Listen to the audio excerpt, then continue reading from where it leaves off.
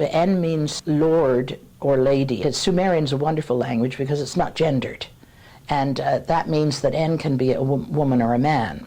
All temples had a male and a female. If the god was male, the high priestess would be female. If the god was female, then the high priest would be male, and it would be called En. I concentrate on her actual religious roles as the greatest high priestess of her time, and therefore could wield power from this position because of her religious role. And this was just ignored, that she was such an important figure in the religious circles. Enheduanna's influence was felt throughout the empire, but her life was focused at Ur. The temple was the center not only of religious life, but of economic and social life as well. The temple served as the core of the community that crystallized into cities. As En-priestess, Enheduana managed the extensive agricultural lands which surrounded the temple. Her title as En refers to the priestly management of the fertility of the land. She had to maintain the temple, monitor economic transactions, as well as oversee the preparation and enactment of prescribed rituals throughout the year. To manage these duties, she had a large personal staff. Cylinder seals of 3 of Enheduanna's servants were found in the royal cemetery of Ur. The seals belonged to Ada, her steward, Dingir Palil, her hairdresser, and the scribe Ketushtug. Cylinder seals belonged to important officials and were used as an official stamp or signature. They were carved in reverse on precious stones, and when rolled out onto clay tablets came out as a positive relief. Although digging at Ur stopped several decades ago, William Hallow recently discovered in a private collection a new cylinder seal dedicated to Enheduana by another scribe. You don't get seals inscribed to fictitious characters. My heart leapt up when I beheld another Enheduana seal. She must have been a significant figure at court to have so many different courtiers dedicate their seals to her, which isn't surprising given the fact that she's represented on a disc as wearing the flounced garment, otherwise reserved for divinity. Many figures are represented in flounced garments, but I think in the case of Enheduana, it is meant to emphasize her status, that she is part of a family that claims divine honors.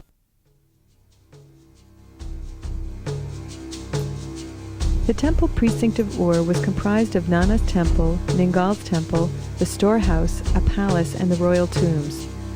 The temple of the moon god in the northern section was a raised temple during Enheduana's time. Nanna means moon in Sumerian.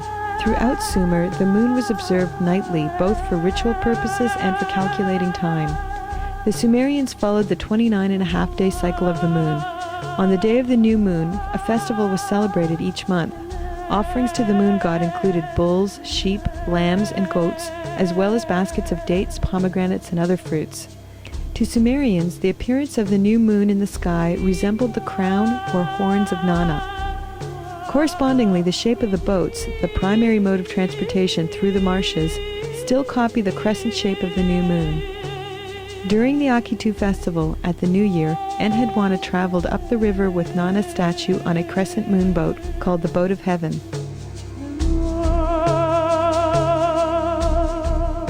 Adjacent to Nanna's temple was Ningal's temple. The Giparo, the house in which the En-priestess lived, which is called Giparo, it is a double building. It is the actual residence of the En-priestess plus the temple of Ningal. That's one of the things, that the physical evidence to show this relationship, that the temple to the goddess Ningal is the home of the divine and the human priestess. As the human embodiment of Ningal, one of Enheduana's primary functions was to oversee the care and feeding of the goddess Ningal. In Mesopotamia, deities were believed to reside in their statues. These statues were holy and extremely powerful and could only be approached by specially trained priests and priestesses. The goddess Ningal was revered for her participation in the sacred marriage ritual with the moon god. Every day she was offered meals of beer, flour, bread, and meat, all of which was carefully recorded on clay tablets. She was adorned with jewels and clothing woven and manufactured in the temple workshops. In the temple, you have, besides the divine cell where the statue of the goddess was, you have next to it a room with a bed dais, and on that bed was probably performed the sacred marriage between the divine Nanna and the human Ningal. We have physical evidence that it took place. We know there are some secret names for the room, Algrun, and all kinds of strange names for this room, which would indicate a mystical union that took place there, mystical union of some sort, but we don't have any real details which we could say, this is... But that's true of all religions. Mysteries are usually not written down. En-hedu-Ana is the participant in the sacred marriage. En-hedu-Ana is love and lust personified. And in Judeo-Christian theology, we tend to think of love and lust as very separate, and lust isn't very good, and love is fine, but it should be more abstract and more mental. In antiquity, love and lust were merged, and the sex act was a very wonderful, loving, procreative, society-healing act. Almost certainly, Enheduana would have been a medium. It suddenly dawned on me one day that what was going on in the sacred marriage was a case of possession.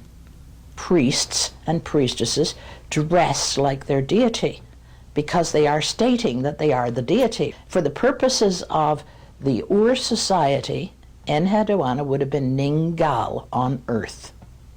That's why she's called Goddess on Earth. Dingir. What happens when a woman, a medium, is possessed by a spirit? That spirit is there, absolutely vividly there, and the people can talk to that spirit. The woman's voice talks. Women who are used to being possessed by deities, in Korea, for instance, and in China, and in the Candomblé in Brazil, the Afro-American religion in Brazil, they can get possessed just like that, just fall into trance. I think that as long as she's in that hat, she's dressed as High Priestess of Nanna. She's not incorporating a goddess. The minute she has the hat on her head with the horns, she is a goddess. She couldn't go around incorporating the goddess all the time. It's totally exhausting. It takes some of these women days to recover. They had a way of indicating that she had done it and was able to do it again. And one of the signs was the hat with the rolled brim.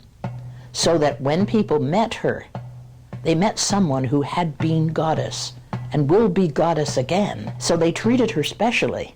The minute she incorporates goddess, she dresses as Ningal.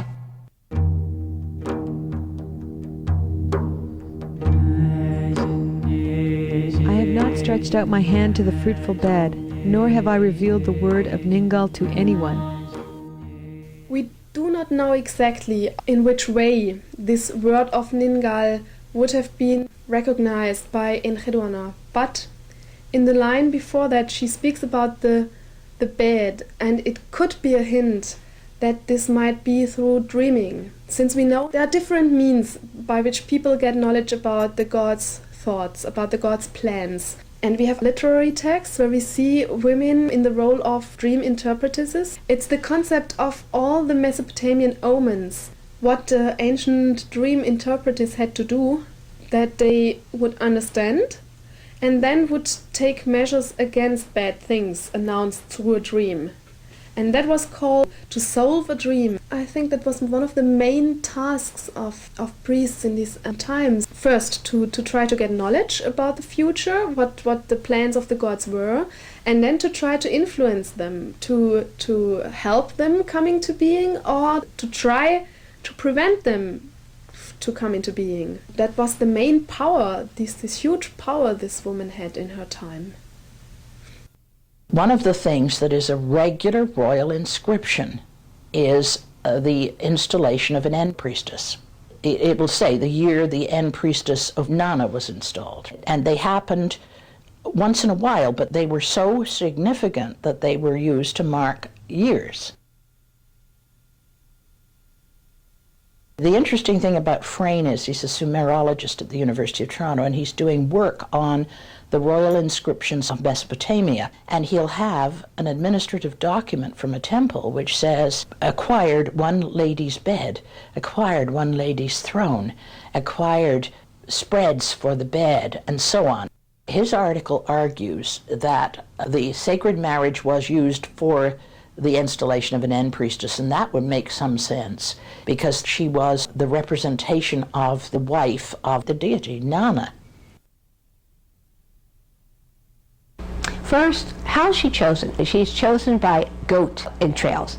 You have a wonderful ceremony in which the king oversees a sacrifice, pomp and circumstances of a goat, and the royal diviners are there to read the entrails and to decide which of the candidates would be most pleasing to the god for the role of the high priestess, the En of Nanna sin.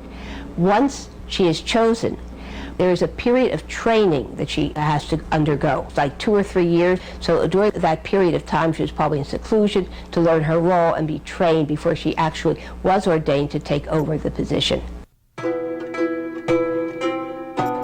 Enheduana is probably a name given to her on her ordination. We don't know her actual birth name. It means En, the En, Hedu, the ornament of heaven. Joan Weston Holtz has translated a fragment from a hymn written by Enheduana herself in praise of her sacred ordination ceremony.